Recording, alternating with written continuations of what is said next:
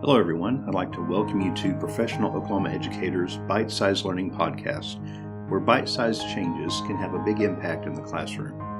I'm Jason Bings, the Director of Professional Learning at POE, and the host of this podcast. For many of you, school is winding down, and your mind is shifting into summer mode. What do you do with your summer break?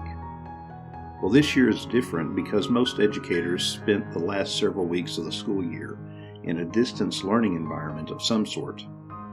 You didn't get to spend those last few weeks with your students doing the activities you originally planned to do.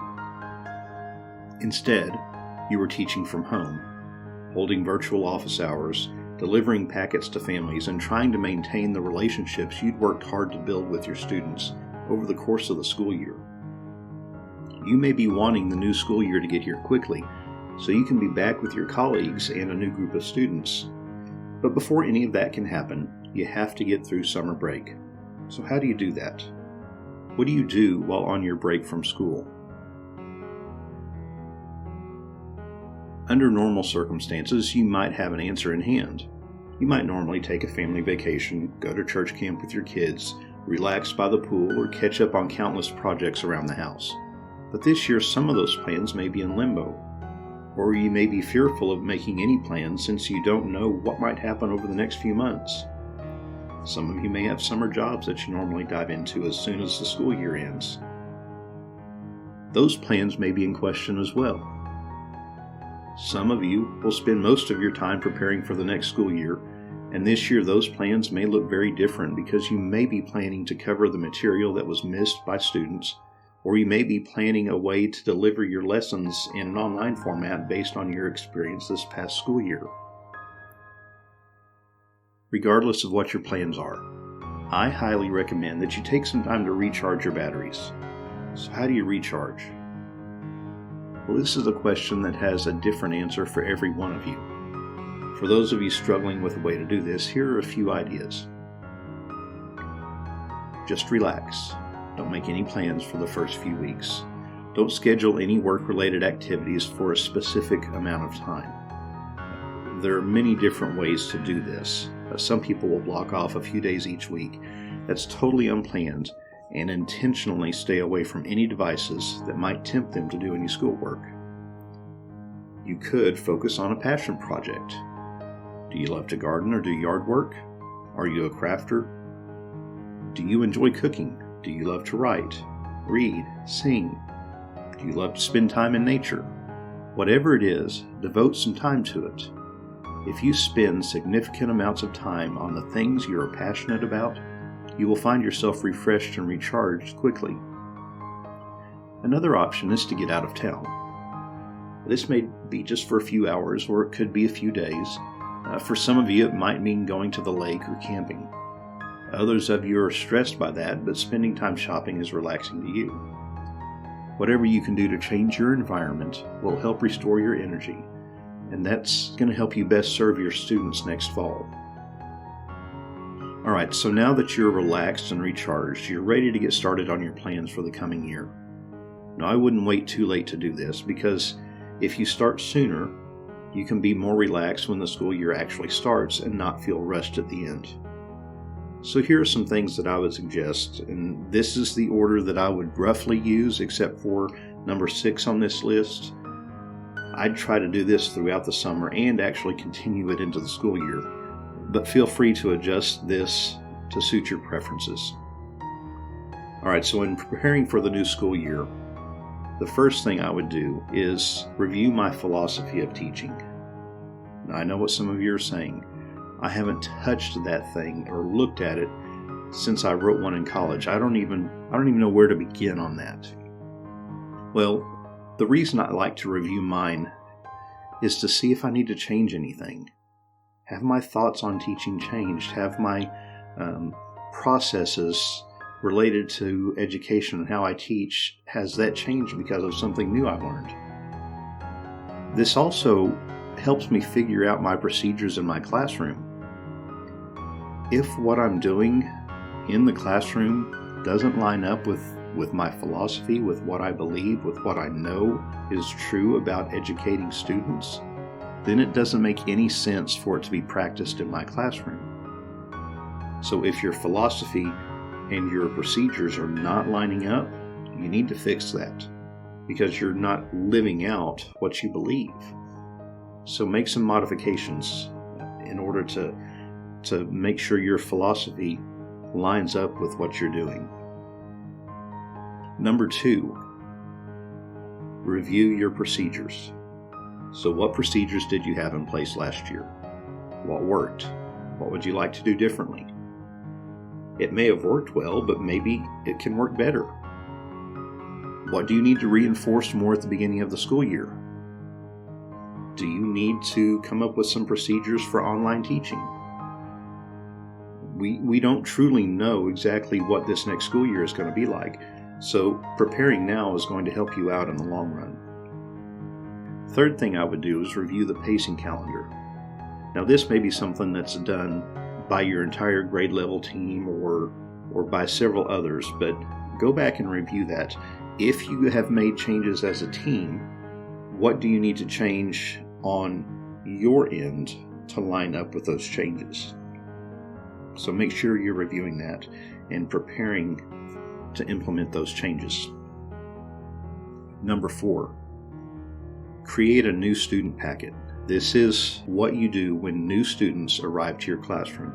And what I'm talking about is not at the very beginning of the school year when everybody's a new student, but what do you do for your students that come in 3 weeks in? You've already taught all the procedures. Everybody else knows how things work, but you need something as sort of a new student induction process and some sort of a packet that you can give to them that's going to help them through that process. Prepare that now. You can actually get templates online for, the trifold brochures. Get a template for that and use one of those as part of your new student packet that they get when they come in. So they come into the classroom, you've got one printed and ready, and you hand it to them. Then you go ahead and get another one printed so that you have it ready for the next new student you get. Because if you're like I was, at least once a month you had somebody leave and somebody new coming in. It was very rare that the class I ended or started the year with was the same class I finished the year with. Number 5 on my list is to go ahead and create my substitute packet. Now, I may not have all of the components that I need for it because I don't have a class roster yet. I won't have seating charts, but I can get a lot of the information in there. Your emergency procedures, you have a pretty good idea what they're going to be, and if anything changes, you can do a quick swap on those. But copy of your procedures that you've already covered in one of the previous steps, you can go ahead and insert that in there. And then if you need to make any minor changes, you can do that. But to have that substitute packet ready now saves you that frustration or that headache or that challenge later on. All right, number 6 on my list. This is the one that I said I would not necessarily do in this order. I would do this throughout. But number 6 is to find ways to continue learning. This is separate from your passion project that I mentioned earlier. This is professional learning that I'm talking about. Are you enhancing your content knowledge or your pedagogical practices?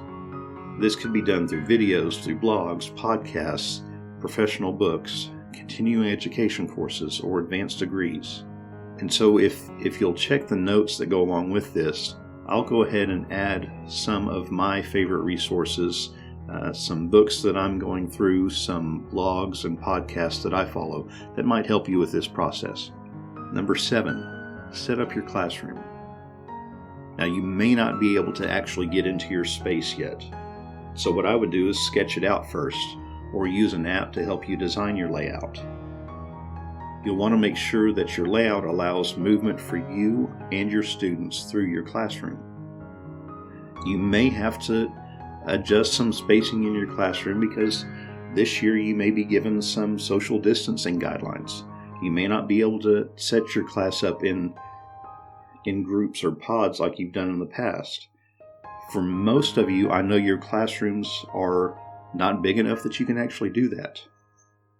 So if you need help trying to figure out what layout to use, I've included a link to the Classroom Architect app as one option to help you in this design and layout process. Scholastic also has a class setup tool, and I've got a link for that will be in the notes as well, that can help you design a layout for your classroom or develop seating charts. They've got a few different options there. There are also several apps that would let you scan the dimensions of your room and then drop in different pieces of furniture into your class layout. So those are all options to help you set up your classroom before you actually get there. And another thing that I would keep in mind, when you set up your classroom, you know that you're going to probably get new students at the last minute. So make sure that the way you set it up is flexible enough that you can account for those last minute changes. Number 8, prepare for your students. Write your introduction to your students. Prepare your welcome packet and your syllabus. Create a welcome video to show students or to make it available on your class website. And if you space these items across the summer, instead of waiting until the very end, you'll feel much more comfortable at the beginning of the year. Now, if you're like me, I often had to work during the summer, and that usually lasted right up until the time that I had to report back at the beginning of the school year. So I wasn't always able to follow this advice that I'm giving. This is something that I've learned over time. And then once we had to report, I often had to meet with other teachers or help them set up their equipment before school started, because I was one of the tech mentors for the district, and so I was responsible for helping my teachers do that on my campus. If I'd planned ahead better, I wouldn't have to put myself in that position of being stressed trying to get all of my stuff done and going to all the meetings and helping others get set up, because I would have already accomplished a lot of those setup items ahead of time that I needed to do to get my classroom ready and to have myself mentally prepared. So to keep yourself from being in a similar situation, at the beginning of summer, plan ahead what you want to accomplish before school starts. On your calendar, block off any days you already have plans, like dental appointments, annual wellness exams, camps, vacations. Get those blocked in, and then once you've done that, block off some more time to work on some of these projects that you need to complete before the beginning of school. If you'll do this, you won't overlook some of those tasks as easily, and you'll also be able to focus on the other items that come up before school starts and not stress about not getting everything done. Before we close this episode, I want you to take 2 key points for your summer break. Number 1, relax. Recharge your batteries. Number 2, plan ahead enough that you don't feel stressed when you report back to school. If you can follow these 2 principles, you'll feel much better as you start the next school year. I'd like to thank you for taking the time to listen to this episode. Please share and comment to let us know how we can help you and others.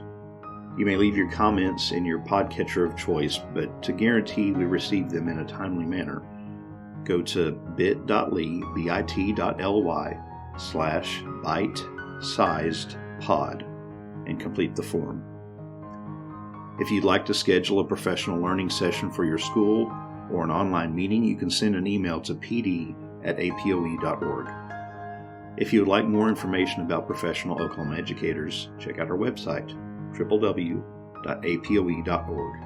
You can find links to this podcast and blog under the Resources tab on apoe.org or by going to poebitesizedlearning.blogspot.com. POE can also be found on Facebook, apoe.org, and on Twitter at profokla.edu. That's PROFOKLA.edu.